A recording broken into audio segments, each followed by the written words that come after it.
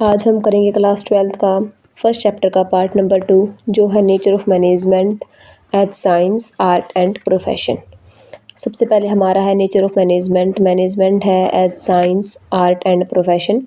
हमें पता है मैनेजमेंट एक प्रोसेस है जिसके अंदर किसी कार्य को करने के लिए पहले उसकी प्लानिंग, उसका संगठन तैयार करना, उसकी लीडिंग, कंट्रोलिंग, ये सभी के सभी कार्य हैं किए जाते हैं ताकि हमारा जो गोल है वो अच्छी तरीके से हमें अचीव हो जाए।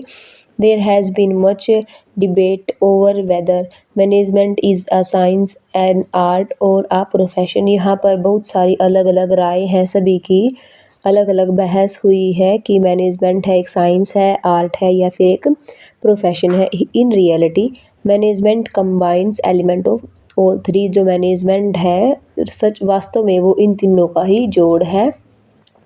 सबसे पहले हमारा है मैनेजमेंट एज एन आर्ट। जो मैनेजमेंट है वो एक कला कैसे है, एक आर्ट कैसे है। Art refers to the skilful and personal application of existing knowledge to achieving desired result. जो हमारा मैनेजमेंट है वो उसके अंदर क्या होता है, किसी एक वांछित परिणाम को प्राप्त करने के लिए, अचीविंग डिज़ायर्ड रिजल्ट, अपने अच्छे रिजल्ट को प्राप्त करने के लिए कोई भी व्यक्ति है अपनी पूरी कुशलता का, अपनी पूरी जो व्यक्तिगत पर्सनल एप्लीकेशन है उसका यूज़ करता है। ठीक है। Management is considered as art. जो मैनेजमेंट है उसको एक आर्ट की तरह कंसाइडर किया गया है, माना गया है, बिकॉज क्योंकि इट इन्वॉल्व्स, इसके अंदर शामिल है personal skills, creativity and practice in applying principles to real life situations. कहने का मतलब ये है जिस प्रकार आर्ट के अंदर हम जब कोई भी कला करते हैं, आर्ट करते हैं, उसके अंदर हमारी खुद की पर्सनल स्किल्स होती हैं, हमारी खुद की प्रैक्टिस होती है। क्योंकि अगर हम आर्ट के अंदर कुछ भी देखें, डांसिंग भी एक आर्ट है, वो भी प्रैक्टिस के थ्रू आती है, ड्राइंग भी एक आर्ट है, म्यूज़िक है, ये सभी प्रैक्टिस के थ्रू आती है। ठीक उसी प्रकार मैनेजमेंट करना, किसी भी कार्य का प्रबंध करना, वो भी हम जब किसी भी प्रिंसिपल का यूज़ करते हैं अपनी रियल लाइफ में, वो भी हमें एक्सपीरियंस के साथ ही आता है। इसलिए मैनेजमेंट एक आर्ट है। Feature of art. आर्ट के क्या क्या फीचर्स हैं, क्या क्या उसकी विशेषताएं हैं। फर्स्ट है एग्जिस्टेंस ऑफ थ्योरेटिकल नॉलेज। जो कला है वो भी हमारे सैद्धांतिक ज्ञानों का अस्तित्व है। Art presupposes the existence of theoretical knowledge. जो हमारी आर्ट है उसके अंदर भी हमारे सैद्धांतिक ज्ञानों का पहले से निर्धारित करती है, जिस प्रकार हमारी मैनेजमेंट के अंदर होती है। और in management there is a large body of knowledge in areas like marketing, financing and human resources. ठीक उसी प्रकार हमारा जो मैनेजमेंट है उसके अंदर भी एक बहुत ही हाई लेवल की नॉलेज ऑफ बॉडी है। किस चीज़ की नॉलेज होनी चाहिए, थ्योरेटिकल, फाइनेंस से रिलेटेड, एचआरएम से रिलेटेड होगी, ठीक है, मार्केटिंग से रिलेटेड होगी, सेल्स से रिलेटेड होगी। हमें भी अपनी अलग अलग फील्ड में मैनेजमेंट में भी थ्योरेटिकल नॉलेज की ज़रूरत होती है। पर्सनलाइज्ड एप्लीकेशंस, व्यक्तिगत अनुप्रयोग। Every manager applies management principles in their own way. हर व्यक्ति अपनी जो मैनेजमेंट के एक्सपीरियंस है या फिर मैनेजमेंट के रूल रेगुलेशंस हैं उनको अपनी खुद की सोच समझ के अकॉर्डिंग ही यूज़ करता है।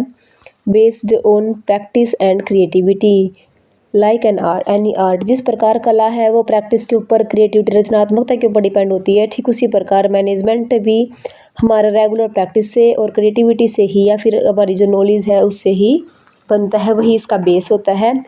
कंक्लूजन में क्या है, on the basis of above analysis. इन सभी फीचर्स से हमें एनालाइज करके पता लग जाता है कि मैनेजमेंट भी हमारा एज ए आर्ट माना जाता है।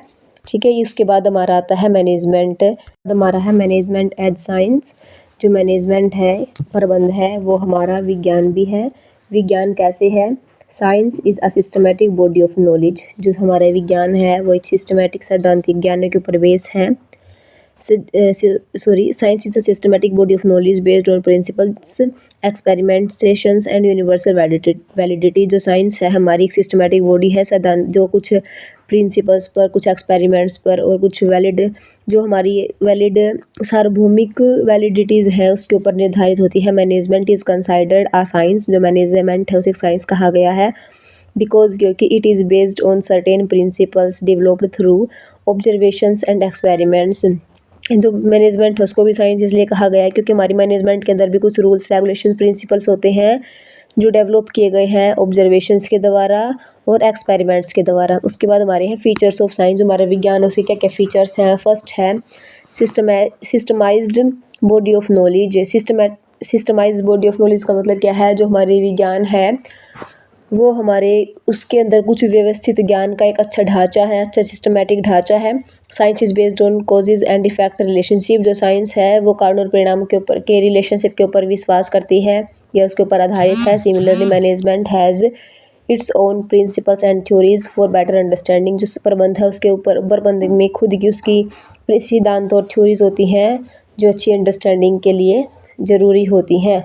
और मैनेजमेंट के अंदर कारण और परिणाम का मतलब है कि मैनेजमेंट के अंदर ये चीज़ मानी जाती है, अगर कोई चीज़ हुई है तो उसका कोई ना कोई कारण है और उस कारण के होने से कोई ना कोई परिणाम अवश्य ही होगा। Principles based on experimentation, principles of management are developed through observations and practical experiences. जो हमारे प्रिंसिपल्स हैं, हमारे जो मैनेजमेंट के प्रिंसिपल्स हैं वो डेवलप होते हैं थ्रू किसके थ्रू, ऑब्जर्वेशंस के थ्रू और प्रैक्टिकल एक्सपीरियंस के through. Though they can not be perfectly tested due to human behaviour, जो हमारे मैनेजमेंट के हमारे जो एक्सपेरिमेंट्स हैं ये खुद के ऑब्जर्वेशंस के द्वारा या फिर हमारे खुद की प्रैक्टिस के द्वारा, एक्सपीरियंस के द्वारा ही होते हैं। ये ह्यूमन बिहेवियर के द्वारा ही टेस्टेड हैं, इनका कोई प्रैक्टिकली एग्जामाइन या फिर किसी लैब में इनकी सत्यता की कोई भी जांच नहीं हुई है। Universal validity, management principles are universal applicable but need modification as per situations. जो हमारे मैनेजमेंट के रूल ये हैं यूनिवर्सल्स हैं, ये हमारे सार्वभौमिक मतलब सार्वभौमिक तो हैं, हर जगह यूज़ होते हैं, लेकिन हम इन्हें अकॉर्डिंग टू कंडीशन चेंज कर सकते हैं, अकॉर्डिंग टू कंडीशन इनमें चेंज करने की ज़रूरत होती है। कंक्लूजन में हम ये कह सकते हैं कि जो मैनेजमेंट है वो विज्ञान है लेकिन पूर्ण रूप से नहीं है, अनिश्चित है। ठीक है, उसके बाद हमारा है मैनेजमेंट एज अ प्रोफेशन। जो हमारा मैनेजमेंट है वो एक पेशे के रूप में कैसे है। A profession is an occupation requires specialized knowledge, जो प्रोफेशन है वो एक ऐसा पेशा है जिसके अंदर कोई भी व्यक्ति है उसको एक ज़रूरत होती है रिक्वायरिंग स्पेशलिस्ट नॉलेज, विशिष्ट ज्ञान की, विशिष्ट ट्रेनिंग की, एंड अडहेरेंस टू एथिकल स्टैंडर्ड्स, और नैतिकता के मानकों की भी उसको पालन करने की ज़रूरत होती है। Management also fulfil many of their features, जो मैनेजमेंट है वो भी कुछ ऐसे ही फीचर्स को फुलफिल करता है, making it a developing profession, जिससे यह एक विकासशील पेशा बन जाता है। फीचर्स क्या है प्रोफेशन के, फर्स्ट है well defined body of knowledge. जो हमारी प्रोफेशन है वो एक उसके अंदर जो भी हम कार्य करें, जिस भी चीज़ से रिलेटेड हमारा प्रोफेशन है उससे रिलेटेड हमें पूरा का पूरा नॉलेज होना चाहिए। मैनेजमेंट भी ऐसे ही है, मैनेजमेंट में भी हमें अच्छी तरीके से अपनी थ्योरी और प्रिंसिपल्स की स्टडी होनी चाहिए इन मैनेजमेंट इंस्टीट्यूशन।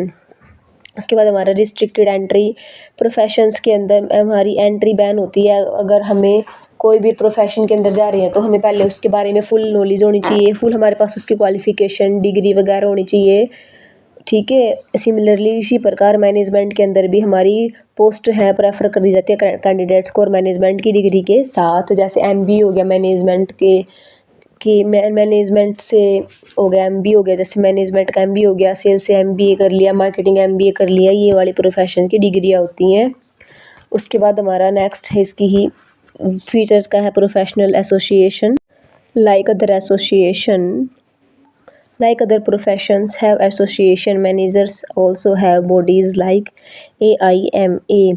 जिस प्रकार जो हमारी अन्य व्यवसाय है उनमें एसोसिएशन होता है, ठीक उसी प्रकार हमारे जो प्रबंधक है उनके पास भी उसका एक एसोसिएशन होता है, एसोसिएशन ऑफ मैनेजमेंट, जिसको हम बोलते हैं AIMA, जो है ऑल इंडिया मैनेजमेंट एसोसिएशन। उसके बाद हमारा इसका फीचर है next ethical code of conduct. Ethical code of conduct के अंदर इसने हमें बोला है कि हमारा जो मैनेजर्स है are expected to follow ethical business practices and social responsibility. Profession के अंदर भी हमारा आचार संहिता का होता है, उसे मैनेजमेंट के अंदर भी हमारा आचार संहिता को कंडक्ट किया जाता है। मैनेजर्स है कोई भी जब कार्य करता है तो उसको नैतिकता को ध्यान में रख कर किया जाता है और उसकी कुछ सोशल रिस्पॉन्सिबिलिटी भी होती है। सर्विस मोटिव, जो हमारी प्रोफेशंस हैं, जो ट्रू प्रोफेशंस हैं उनका मेन कार्य सर्विसेज और सोशल वेलफेयर होता है, नॉट ओनली फॉर प्रॉफिट, सिर्फ प्रॉफिट के लिए नहीं होता। वैसे हमारे प्रोफेशन के अंदर हमारे डॉक्टर्स और वकील्स आते हैं।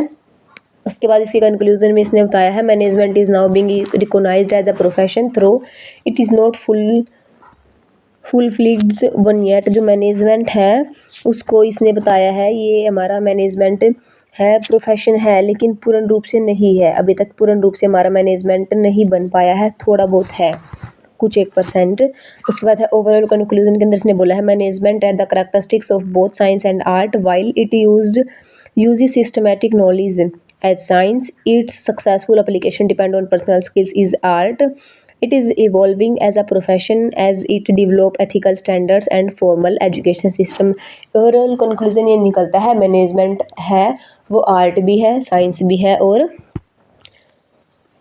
प्रोफेशन भी है, क्योंकि मैनेजमेंट के अंदर सिस्टमेटिक नॉलेज और बॉडी होती है जो साइंस में होती है, मैनेजमेंट के अंदर पर्सनल स्किल्स का यूज़ किया जाता है जो आर्ट में होती है, और मैनेजमेंट के अंदर एथिकल स्टैंडर्ड्स और फॉर्मल एजुकेशन सिस्टम को यूज़ किया जाता है जो हमारी प्रोफेशन के अंदर होती है।